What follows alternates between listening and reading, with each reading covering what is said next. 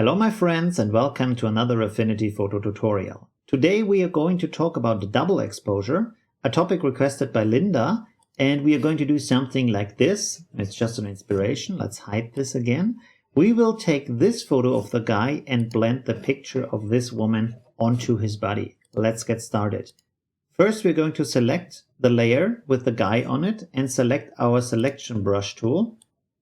Make a very rough selection of the body and we're going to fade it afterwards, so it's not too important how exact it is. Doesn't have to be down to one single hair. Let's see, let's go up here for the shoes. Click on refine up here to see what we got. Let's refine this a little bit maybe. There we go. Okay. We don't have to do much with the hair because, like I said, it's not too important in this case. This should be good enough. Okay, let's click on apply. And then we go up to select and go to feather. Set it to 5 pixels in this case. And then we click on the mask layer down here, mask layer. So you see we have just the guy. And we will drag the mask out. And go to select, deselect. We don't need the selection anymore. Now what we want to do is a very nice trick. Click on the girl, right click and create a group. And then we are not going to apply the mask to the girl. We are just putting it as a layer into the group above the girl. And what this does is that now I can move the picture of the girl, the layer, and the mask is still sitting in the background. So this is very, very nice. And this gives us the ability to resize the face to where we think, okay, this is the perfect mix. We have to blend it, of course. Let's see. Let's resize it like this so it sits in here. And if you want to, you can finish it like this, but we're going to do more stuff to the picture. So this is already interesting blending. Of course, you see up here, we have the dark background of the picture with the woman. You can paint into the mask to reduce that, or you can even create a mask for the woman to hide her face. So maybe we want to do that. Let's make the woman visible. There we go. Click again on our mask tool, mask brush, and just paint in here a little bit to select her face, because we already have defined the position where we want to have her head. So there we go. Again, it doesn't have to be too perfect. Maybe here on the edges where you have hard edges is more important and it's perfect. Let's click on refine again and background. Tell it that this is all background down here. Give it a bit for the selection. There we go. And this is foreground. There we go. That should be good enough. Okay, perfect. So let's click on apply. And then we click on mask. So now we have a mask on her face. And let's deselect again. And now we drag this back into our group under the other mask. There we go. In here.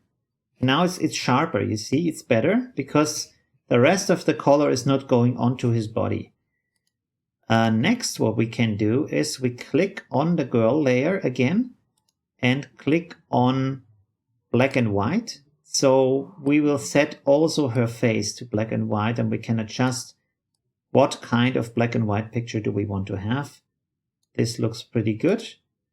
The next thing we can do is we click again on the girl layer and set a blend mode that we want to have. So, and this is very much up to your personal choice, to your personal artistic decision of what kind of picture you want to achieve, because a lot of modes that can, how can I say, produce different kinds of expression in the picture. Screen is pretty interesting. Add is pretty interesting. There's a lot of different ways to do this. You can even go with normal if you want to and just reduce the opacity.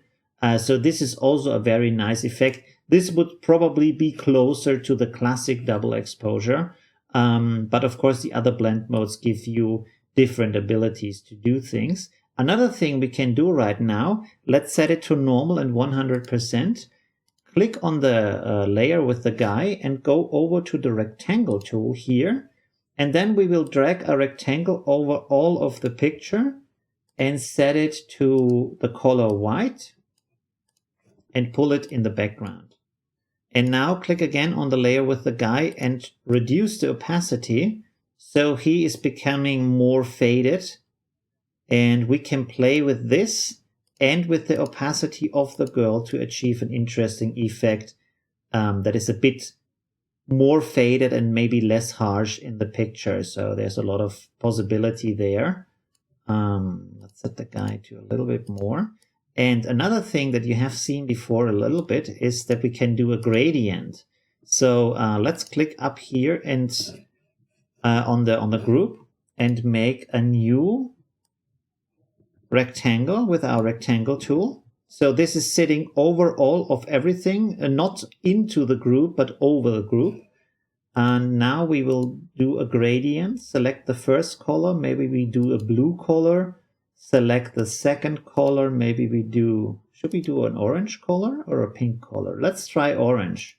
Let's see what this gives us. And now you could also play around with the blend modes. I will try screen, which is pretty nice, but there's a lot of other interesting blend modes too. Let's try screen. And to change the colors quickly in a gradient, select the gradient, click on adjustments and click on HSL. And if it's not as an effect on here, just pull it down onto the gradient layer. And now what you can do is move around the color selection to see if there is something that you like more from the color selection, also from the saturation, which is the color intensity, and the luminosity, which is how dark or bright the colors are going to be in your picture. So there's a lot of possibilities to play around and to get an artistic result that is something that you're looking for, that you're interested in. So a lot of this is based on what is it that you want to have, what is it that you want to get out of this picture. Yeah, so basically this is our tutorial for this time. This looks nice.